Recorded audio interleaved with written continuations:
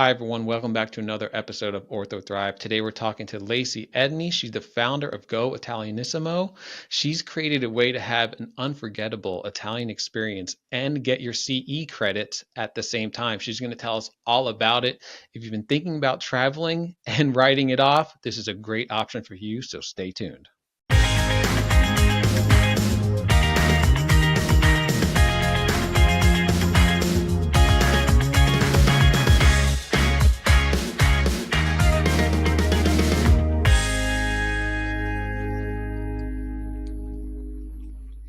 All right, Lacy, what sparked your first love of Italy? I know you studied abroad in Florence. How did that become a business from that experience? Hmm, that's a good question to start with. I went to Italy to study abroad, just like a lot of people do, and didn't really expect myself to enjoy it that much. I thought, okay, I'll learn some Italian and I'll travel a little bit. Worst case scenario, I eat a lot of great pasta and, call it a year. And I got 2 weeks into it and it just kind of grabbed me, like the language, the people, the food, the way of life. And I just became really obsessed with learning the language and getting to know the culture. From there, I wasn't really sure how I was going to make a career out of that. A lot of people told me it would be smarter to study Spanish, right? A lot of Spanish speakers, a lot of places I've you can heard that use it. before. Yes. And they said, where are you going to use Italian? Like nobody speaks Italian. And it's funny now because obviously I have a business with Italy and everywhere I go, I meet Italians. It's kind of what you attract in your life. So, like right now, I'm in Yes. Amsterdam doing some research, and all I hear on the street is Italian because that's what I'm looking for. I end up meeting Italians everywhere. So, I think when you're really passionate about something, it does draw it into your life more than you would expect. All right. So, how do you balance being a travel advisor, but also getting these CE credits for the orthodontist? That's got to be an interesting combination. It is a unique combination. I would say I have a couple different ways that I do it. The reason that I got into doing dental CE with travel was basically because I grew up the daughter of an orthodontist, and my dad liked this combination of travel and continuing education together. So as a kid, I remember going on a lot of trips where my dad would go, part day or a few hours or sometimes all day to a conference, and then we would be off doing our things, and he would join us. Yes. And that was just a really cool combination of travel and him doing something work related. So with the trips that I do, I kind of do it one of two ways. Sometimes I do 2 days of 6 hours towards the Yeah. beginning of the trip and then work around some activities around it. And then the rest of the trip is more vacation and, drinking wine and seeing the countryside and all of that. But what I typically do, I think the most common is I like to do 3 separate half days. So let's say you could do the morning from 8 to 12 of dental CE, and then the afternoon you go to see the Colosseum. And then maybe the next Yes. day you're in the morning in the Vatican, or you're out walking around Sorrento or going to Pompeii, and then in the afternoon you're studying. And so I think that kind of provides a balance where it's not too heavy on the education all at one time, because people go all the way to Italy or France or Spain or Yeah. They something want to like have that. a They want to enjoy, vacation. Hmm. but they need to squeeze in that education is also very essential too. So I try to kind of break it down into pieces that are a little bit more manageable, where they can do some CE but still enjoy things in the same day. So you do have good memories of your dad traveling and then coming back from the conferences? Because I do that with my kids a little bit, and I'm wondering how Mm-hmm. they're going to think about it later. So it's good to hear that those are positive memories for you. I have a lot of positive memories of that. Of course, there's certain things that he didn't do, right, that we did with my mom or did with my sister because he was doing some conferences. But I mean, we went to Hawaii and we did things. And so, I mean, of course, there was times where he was at meetings, but I do have very fond memories of the times that we spent together that we were able to do because he was there for education and for work. So I've always had very fond memories of those trips and everything that kind of fit around the dental CE conferences. Cool. Yeah. All right. So what kind of challenges have you experienced having to combine the training and education and the travel part? Um, well, I mean, it's definitely a unique combination, right? When you're just thinking about travel, you just have the logistics of that. When you add the dental CE portion of it too, I also have to consider the mental load that it takes to do the CE, and then also the physical activity and the jet lag. So I would say maybe the biggest challenge is people coming to Italy and then the first couple of days they have jet lag, and then trying Yes. to combine the CE with some of that jet lag, and it's like extra coffee, like espresso, espresso, another coffee, another Coffee would be coffee. perfect for that. Yeah. A lot of coffee breaks. So yeah, I'm the advocate of coffee those first couple of days. So I would say that's maybe the biggest struggle has been, when they come, we try to knock out some of the CE in the first couple of days so that we have a little more time to enjoy going forward. And also it's nice to get that off their plate so they can kind of just relax for the rest of the trip. Absolutely. So then in the first day or two, yeah, I've had some people that were nodding off or a little bit sleepy. So I was just like handing them more and more coffee. I would say that's a little bit of a challenge. And also the logistics of finding the office space or the dental space to host it and then also organize the activities around it. But yeah, so I mean there's always like some challenges that come with it, but I like the challenge. Awesome. Can you dive a little deeper in like to a typical day with you? Yeah, absolutely. So a day, probably a day with the CE. Yes, with both. Yeah. Yeah. So let's take a typical day. I would say a typical day could be we you wake up at the hotel, so it's a 4-star boutique hotel. You have breakfast at the hotel.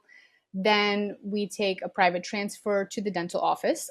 There's a couple dentists I work with in Rome, so they have an office in this chic part of town. So we go there into the office and we do a morning CE. So let's say we'd start at 8. I try to start a little early. Start at 8. We have a nice conference area that has a TV so they can sit there, listen to some CE, ask some questions. We do a little coffee break. So usually there's a little cafe close by. We make some like espresso cappuccino for them. You have a little break with some Nutella cookies or something, and then continue with the CE. And then about 12, we would wrap it up, go to a local Italian spot for lunch, maybe grab a sandwich or some pasta. And in the afternoon, we have a tour of the Vatican. So we would do the transfer back to the hotel. They can change clothes, have lunch, rest a little bit. Would go to the Vatican, and we have one of my favorite guides there that takes us on a private tour of the Vatican. So you Wow. get to go through and see, years and years of art and artifacts and history and all of that. Visit the Sistine Chapel and look at that amazing ceiling. Yes. Wow. That's amazing. So that's probably about a 2 to 3 hour tour. And then afterwards, have some free time to walk around, take pictures in the squares. And then we would do a dinner together at a favorite local spot where I know the owner of the restaurant and I can recommend wines and pastas and meats and dessert and all. We have a dessert lady also that does these amazing explanations of the desserts. So Yes. basically, based on what you ate, like let's say if you had carbonara or if you had like a steak, then she would tell you like what dessert pairs with the food that you ate to like balance the Hmm. experience. So yeah, that's kind of part of the experience. Maybe a little bit of limoncello, and then you're done for the day. Perfect. I didn't expect you to include dinner. I was thinking you say, yeah, then we just let them go off and do their thing. But when you described what you're doing for dinner, like that's perfect because there's no stress.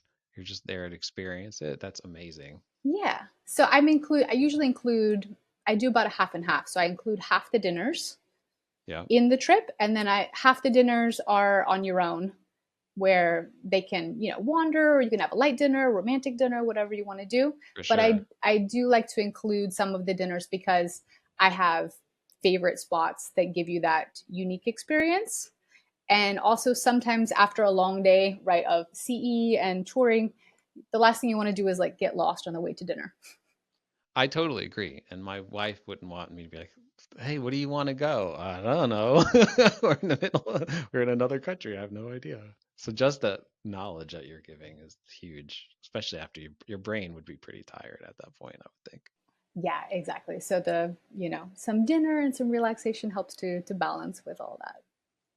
So what are some of your favorite activities or excursions? That's a hard one. So a lot of the trips that I do, I guess my two most popular destinations right now are Rome and Tuscany and Rome and the Amalfi Coast. So Yes. Okay. wine tasting in the Tuscan countryside is pretty unbeatable, where you do like a flight and they let you try all these different fantastic wines from places that you hear about, like Montepulciano and Montalcino and these beautiful towns, little hilltop towns. That's a favorite. On the Amalfi Coast, we do a private boat ride from Sorrento to the island of Capri, where we stop for lunch, like seaside. Then you do the boat tour around the island and you can stop. It's this like crystal blue water. You can swim, and that's probably one of the most fantastic experiences, the boat ride that we do Yes. around. And of course, you have time to go on the island. They have a chair lift that goes to the top where you can see the panoramic views. So I would say, yeah, Capri, like the island of Capri, is definitely a highlight. The cooking class that we do is a highlight, and also the wine tasting is pretty fantastic. Well, that sounds But amazing. you I make it want to hard do to it. choose. When people tell Yeah. me like, "Oh, what's your favorite thing in Italy?" You're like, "What I'd be do I like, not okay, like?" so every year I Honestly. need to go and have you give us a tour. That sounds like the way to go. Okay. But I mean, everyone has their favorites. Do you have a favorite area in Italy? Not yet, but I'll soon will. Absolutely. All right, so tell me about why you keep it 4 to 10 travelers really small like that. Yeah. So, as you know, I love the culture of Italy. I love the food of Italy. I really want to bring that authentic experience. And Yes. just based on experience, what I found is having a group that's that size, like 4 to 10 maximum, we can get into these little hidden restaurants and these like small spaces that if you had a larger group, Mm, it just, logistically, sometimes it wouldn't fit. They don't have tables big enough to accommodate that big of a group. And also, if you're yeah, in a smaller group of 4 to 10, you sort of slip by more unnoticed. If the group gets too big, people start to see you coming, and there's this whole thing. sure, Whereas, like, that if makes it's sense. small like that, you get more of that local insider experience because you go more unnoticed. So do you have both the dentists and like their wives or husbands that are not dentists? How do you combine those two to make sure they're both having a good time? Yeah, well, Italy helps a lot with that, but Yeah. I can't take all the credit for that myself. Yeah. But yes, we have combinations. So I mean, of course, sometimes I do have couples where both are in the dental field and they both do the CE together, which is nice. But a Hmm. lot of times it's usually, like the husband or the wife that's in the dental field. So in that case, the good part, like I mentioned, is a lot of times I break it up into 3 segments of Yes. of 4 hours. So those that are not doing the dental CE have 4 hours to shop or go to a cafe, or I can make recommendations of activities that they can do during that period of time, but it's not like they're on their own for the whole day. They're just there for like a couple of hours. So usually I make recommendations for shopping, places they can walk, some cool sites they can go out and see on their own during that time. Or if they have like a guided tour or something, I can also book something for them to do if they want to do something during that period. But I would say the person that's not doing the CE just has a little extra time to enjoy Italy. That's what I'm thinking. And they could sleep a little bit more if they want Or to sleep avoid in the a little jet bit lag. more, right? They don't have to be like 8 a.m. sitting in the session. They could sleep in until 9 and then have breakfast and then take a little Hmm. walk and have a gelato, and that's it. Yeah, and just the fact that you can give them recommendations so they're not completely lost, like, what do I do now? Yeah, that's great. Yeah, actually. So when it comes to Italy, it's basically just choosing between options because there's so many great things you can go see. They just need to decide, like you said, if they want to relax, if they want to shop, or if there's something they want to go check out. Yeah. What kind of feedback do you get after the trip is over? Do you have any stories that stick out in your mind? I mean, people really enjoy the trips. I would say what sticks out to me a lot is the memories that they make together. So sometimes Yeah. we have people that travel for anniversaries, right? So we had a couple last year, was the 25th anniversary. I also had a female dentist that brought her mother. And that was a really memorable trip because her mother and her grandmother had done the same itinerary years ago. Yeah. And so she's like, oh, I want to do the CE and I also want to bring my mom so she and I can do this like Rome, Tuscany, like Amalfi trip together. And she wore the same dress that her mother had worn as a young woman, like on the trip. Wow. And they took pictures in similar areas. So Yeah, that's fun. that was a really cool memory building experience. Otherwise, I would say something that really is awesome is on most of the trips I do, we do a cooking class where you learn how to make the homemade pasta, tiramisu, and usually some type of like an appetizer. And I'm surprised more often than not how many people go home and they send me pictures of them making homemade pasta at home. And they're like, That's look, I very made the interesting, dish really. and I made the It's like dessert. And then they're like, so if much they better for go you. without their kids, then they're teaching their kids how to make it. So we had a couple that taught their kids and their family how to make it, and they did it like as a like Christmas time activity. Yeah, So I thought how cool that a trip can spill over like that into your regular life and add that extra like connection with family and like a new tradition. That's something that I really absolutely. I like. totally agree. Yep, that's exactly what I was wondering when I asked the question. All right. Yeah. Is your dad involved in the business anymore? Does he do anything for it? I'm trying to get him involved in it. I'd love for him to be a speaker on the trips. He's Yeah, participated in the trips before, so he came on a trip a few years ago that I did of Florence and southern Tuscany, which was really yeah. nice. So he's been a participant on the trip and done the CE. And in the future, yeah, I would be interested to have him as a speaker. We'll see like if he's going to go for that. I'm like just testing the idea and seeing, but yeah, I think maybe in the future he might be a speaker for a future trip. So since you we last talked, you've expanded to other locations. Is that right? You talk about that a little bit. Yeah. So obviously my main focus is Italy, because I speak Italian and I lived there for a few years. I have a lot of experience with that. Yeah. And in the last few years, I've also been traveling a lot of Europe. So as you know, I'm in Amsterdam doing some research at the moment. Hmm. So I have expanded to add Portugal to the itinerary. It's very trendy right now. I also speak Portuguese fluently because my husband is from Brazil. Well, that's very helpful. I hear it's not the easiest language to learn. I don't know if that's true, but It is a little tricky. I would say it's harder than Spanish. Just the pronunciation is a little yeah. different and the sounds. So as I speak the language, and we've been going to Portugal more the last few years, so I've started like gathering my favorites and wine tasting and foods and all of that. So I added Portugal to the itinerary. I'm doing my first trip to Portugal this fall in September. Yeah. And I've also added a trip to France to the itinerary. I speak some French as well, and I spent about a month and a half in France last summer as well Yes. to develop Great. that a bit more. So the idea is the Italian culture of enjoying life and experiencing things and great food is the overall philosophy that I'm going for. But I also Yes. thought it would be cool to add a few more countries to the mix that you can still enjoy kind of that Italian dolce vita, but maybe see something that you haven't seen before. I agree. So, are there any locations that are on the horizon past these two? Yes. Okay. So last summer I did go to Belgium. I'm not sure. Have you done like Brussels, Bruges, Antwerp? No. Really cool. That was a new experience for me. And so I started sharing pictures with some of my previous clients, and they're like, oh, where is this? This looks awesome. So that's something that's on the horizon. I'd like to add Belgium to the itinerary. Yep. Amsterdam would be a cool spot to add as well. And potentially Spain in the future.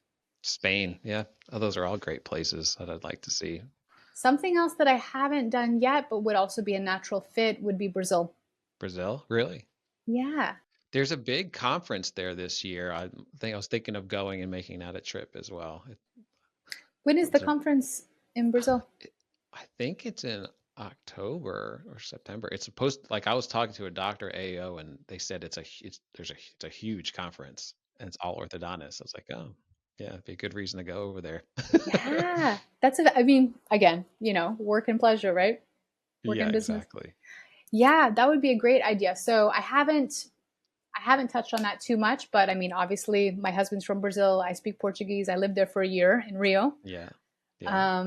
And I think Brazil is one of those countries that's an amazing experience, but you need to go with someone who knows their way around.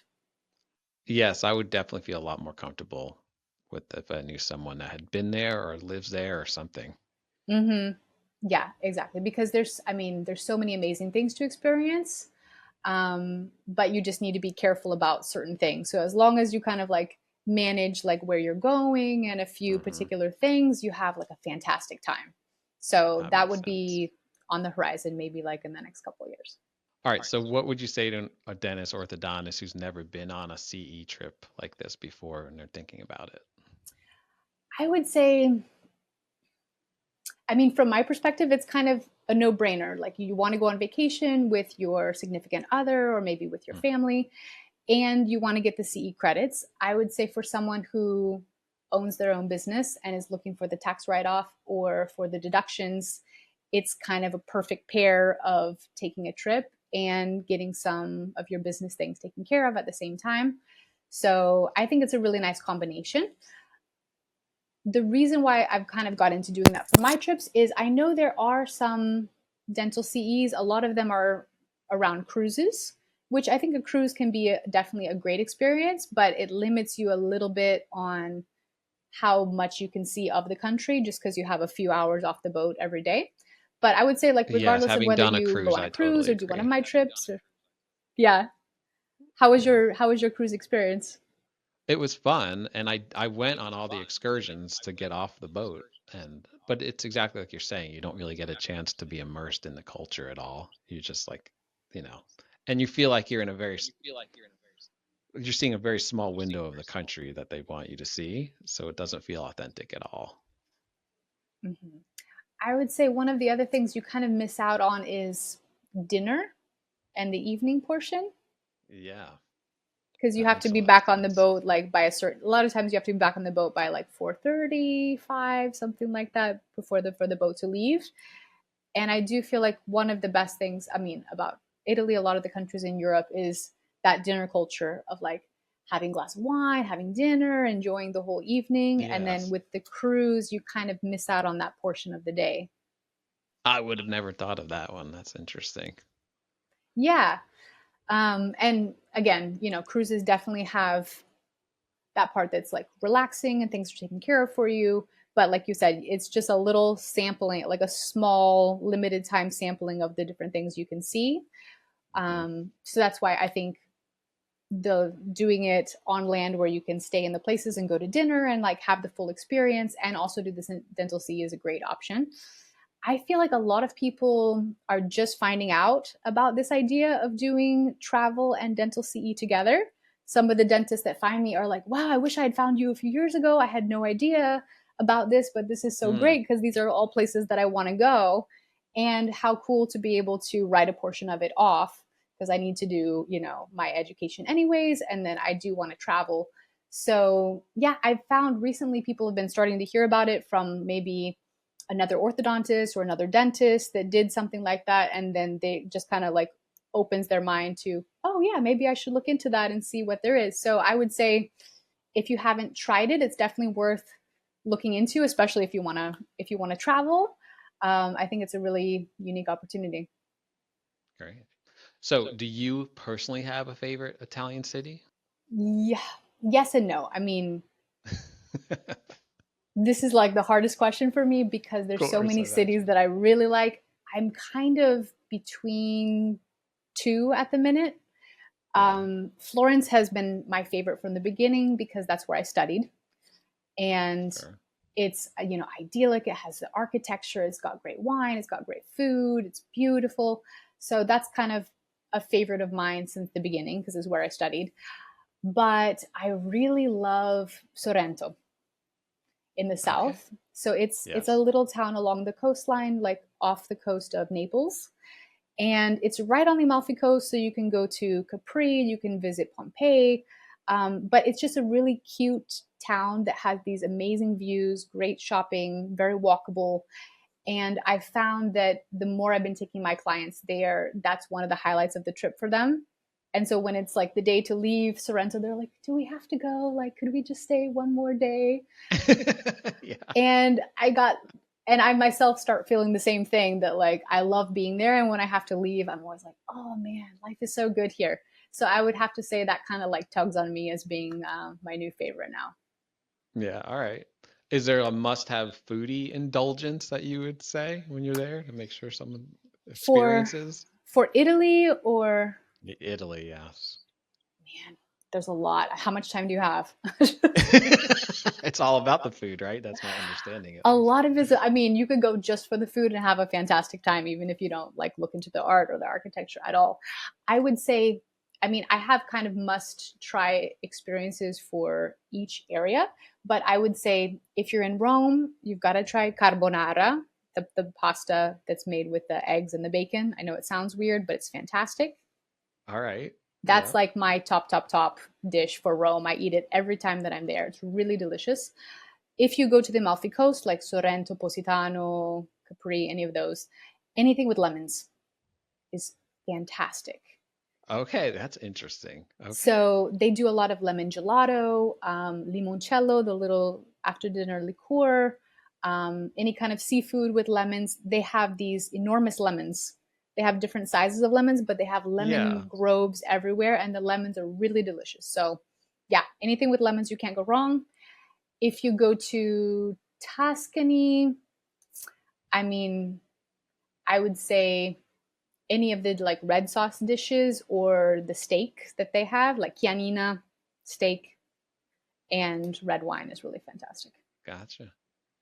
Crazy. All right. So, are there any first-time travel tips that any like really important travel tips you give first-time visitors? Yes. Um, just to decide between the best tips, I would say, first of all, like comfortable walking shoes. That's really essential. And I don't like to underemphasize that because in Italy, you do end up doing a lot of walking. There's a lot more stairs. Yeah. Without wanting to, even meaning to, you can walk, I don't know, 8 miles a day or something Oh very my, easily. wow. Yeah, you're just That's like, oh, let me just walk and look at this monument. And it doesn't seem that far. And at the end of the day, your feet are yeah. killing you. And you're like, and then you check your steps or whatever. And you're like, oh, yeah, it's because I walked like 7 miles. That's what I mean, happened. the fact that you don't notice until then is like amazing. Yeah, exactly. Well, you're like, looking at monuments, eating gelato, you're distracted with a lot of things. So I would Yeah. say comfortable shoes is something really, really essential. That's a big one.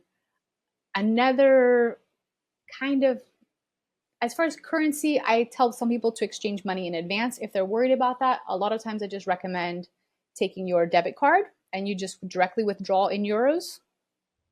That's so nice that that's the recommendation and not the other way around, because that makes it so much easier. Yeah, I mean, if you feel worried or a little bit uncomfortable with it, sometimes people I tell them to exchange in advance. But for myself, I do a lot of things with card. That's become a lot more convenient now to pay with card. So I pay with card whenever I can, and then when I get to the Yeah. airport, I just go to the bank, like the bancomat, the ATM, and I just take out a couple hundred, Yes. like a couple hundred euro. Use that until it's done. Need a little bit more, take out a bit more, but then that way I'm not walking with tons of cash and then worried about that. And you're Mm-hmm. just using it, as you need it, but mainly relying on card. And I found like that's a pretty easy strategy for most people. Great. Let's see, could I give you one more? Um, One other kind of fun tip that a lot of people don't necessarily know is that the government controls the cost of coffee in Italy. So it's government regulated. okay. If you stand and drink coffee. So basically, these cafes, even the fanciest ones that are looking at this beautiful monument and square, they have kind of two options. You can sit at a table and they can charge you whatever they want.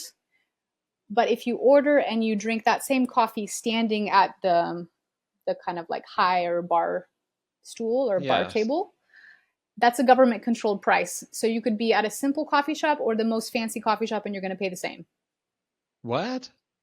Yeah. So, Fascinating. for example, a cappuccino, if you order it and you drink it standing, you could pay like $1.50 or like €1.20. If you sit in the same cafe and drink that coffee at the table, you could pay €5 or €6. Wow. Wow. If someone's interested and they want to get in touch with you and explore doing one of these trips, what should they do? Yeah, absolutely. So the best way to get in touch with me is to go to my website, which is goitalianissimo.com. And I have a short form that they can fill out there to get in touch with me. That's basically the best way to get started. And from there, I have the process of the trip vision. We can schedule a call, and they can get more information about the trips I have for the next for this year and for the next year or two. Perfect. Well, Lacy, it was great talking to you again. Well, have a great day, and hopefully we'll talk soon again. Yeah, definitely. All right. Thank you so much, Rich. Appreciate it. Got it. To be a guest on our show, or if you have a suggestion for a future show, reach out to us at orthothrive.com. You can reach host Richie Gerzon at richard@orthosalesengine.com. Until next time, thanks for joining us.